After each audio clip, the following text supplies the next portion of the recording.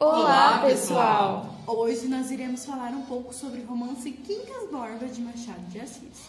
Para isso, nós preparamos um resuminho da história com alguns pontos importantes sobre ela, que vocês vão ver agora. Então, a história é a seguinte. Pedro Rubião de Alvarenga, ele é um professor.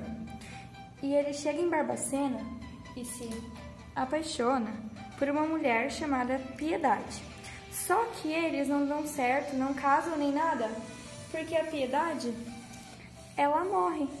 Só que o Rubião, ele vira amigo do irmão da Piedade, que o nome dele é Joaquim Borba dos Santos, o Quincas Borba. E o Quincas Borba, ele é super rico, ele é filósofo e é considerado louco. Com o tempo, eles viram super amigos. E acontece que o Quincas Borba fica doente e tem pouco tempo de vida. Então, o Rubião fica cuidando dele até que ele morre. O Quincas Borba ele também tem um cachorro, que o nome dele também é Quincas Borba. E ele vive com os dois amigos juntos. Quando o Quincas Borba morre, ele deixa tudo pro amigo com a condição de que ele cuide do cachorro como se ele fosse gente. Daí, o Rubião, ele fica rico. Quando ele fica rico, ele resolve ir morar no Rio de Janeiro.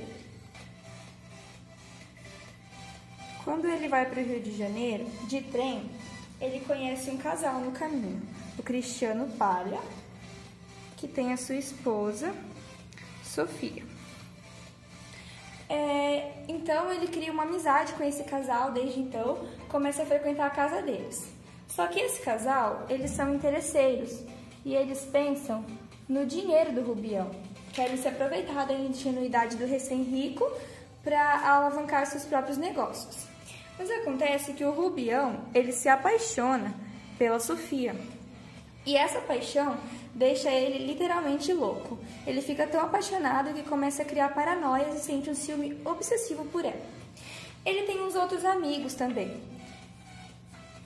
O Camacho, que tenta alavancar a vida dele política. O Carlos Maria, que o Rubião também tem ciúme dele com a Sofia, porque ele tem uma quedinha pela Sofia. Só que o Carlos Maria, ele casa com a prima da Sofia, a Maria Benedita, a qual tem uma mãe que acaba falecendo na história. Aparece uma outra personagem também, uma solteirona de 39 anos, que é filha de um major. E ela tenta casar com o Rubião, mas ela vê que ele só tem olhos para a Sofia, o que é o núcleo principal desse romance do Machado de Assis, a história de amor do Rubião pela Sofia e como isso deixou ele louco. Isso e o fato das pessoas se aproveitarem dele porque ele ficou recém-rico. Então, para fugir da Sofia, o Rubião ele volta para Minas Gerais. Só que antes de voltar para Minas Gerais, ele fica louco, é internado numa casa de saúde e acaba ganhando alta. Só que ele resolve ir para Minas Gerais igual e leva o Quincas Borba com ele. Chegando lá, ninguém reconhece o Rubião e ele não é aceito por ninguém na casa. Então acontece que ele fica na rua, sozinho com o cachorro e acaba morrendo. O cachorro também morre 3 dias depois. E assim acaba a história. Resumo da história, vamos agora mostrar alguns pontos importantes para a análise dessa obra. Uma das características peculiares desse romance é a forma como é feita a constituição do narrador. O narrador machadiano, presente nesse livro, pode ser caracterizado como irônico e persuasivo, porque além dele contar a história, ele opina sobre ela, deixando de forma nítida os seus pensamentos a respeito dos acontecimentos. Há momentos em que ele conta experiências próprias de sua vida e outros em que ele parece ser um personagem da narrativa, porque fala como se estivesse inserido nos acontecimentos, além de persuadir o leitor, levando-o a chegar a conclusões a partir de seus comentários. A característica importante desse romance é que ele não é linear, ele é contado em média res, ou seja, não é contado pelo começo na maneira como fizemos no resumo, ele é contado pelo meio. Em vez de contar como Rubião conheceu Quincas Borba e aconteceram os eventos decorrentes, Machado começa o romance com Rubião já rico, pensando na Sofia de frente para a janela do seu casarão em Botafogo, para depois voltar ao passado e explicar o que aconteceu até ali, e então seguir de forma linear até o fim da narrativa. O importante sobre essa obra é que, para estruturá-la, Machado de Assis utilizou um princípio filosófico chamado de humanitismo, e essa filosofia sustenta todo o romance, sendo necessário, então, que o leitor a compreenda. Em resumo, esse princípio criado pelos primeiros filósofos mostra o lado irracional e inumano do ser humano, quando ele pensa só em si mesmo e nas vantagens que terá ao fazer alguma coisa. O intuito é mostrar como somos mesquinhos e egoístas e só fazemos as coisas pensando nas recompensas que teremos, sem nos importar tanto se os meios para fazer isso são os mais corretos. Uma parte importante do enredo que ilustra isso é a passagem em que o Quincas Borba tenta explicar ao Rubião o que são humanitas, através de uma história sobre a morte de sua avó e de outra sobre uma tribo, que é a seguinte. Um campo de batatas e 2 tribos famintas.